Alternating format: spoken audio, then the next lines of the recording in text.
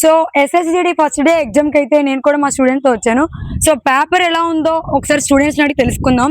So చదివితే మరీ depth కాదు, మరి పైన కాదు, కొంచెం మళ్ళీ మీడియం సైజ్ లో చదివితే సరిపోద్ది. సో ఫస్ట్ డే కదా, నీకు ఎగ్జామ్ ఎలా అనిపించింది ఏంటి? ఫస్ట్ డే మరి అంత ఇంట్రెస్టింగ్ ఏం లేదు, లాస్ట్ డే వస్తే బాగున్నాను, ఇంకా ప్రిపేర్ అవ్వేదాన్ని అన్న ఫీల్ లో ఉన్నాం. ఓకే, కానీ పర్వాలేదా? హ్యాపీగా ఎగ్జామ్?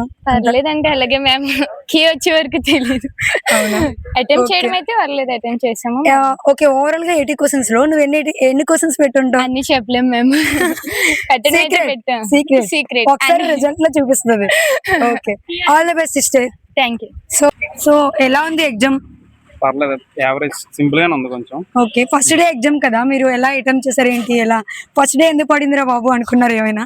అంటే స్లాట్ బుకింగ్ చేసుకోలేదు, ఇంకా ఆటోమేటిక్ గా ఫస్ట్ రోజు పడిపోయింది. ఓకే, సో ఏ టాపిక్ నుంచి ఎక్కువగా జీకే ఎలా ఏంటి? ఏ టాపిక్ నుంచి వచ్చాయి? జీకే ఒకటే టఫ్ గా ఉంది. టఫ్ గా ఉంది, అసలు మనం ఎక్స్పెక్ట్ చేసినట్టు ఏం లేదు. ప్రిపేర్ అవుతారు అవి అలాంటివి? అలాంటివి కరెంట్ అఫైర్స్ కూడా ఏం లేవు, అంతా నాకే తెలియట్లేదు అవి.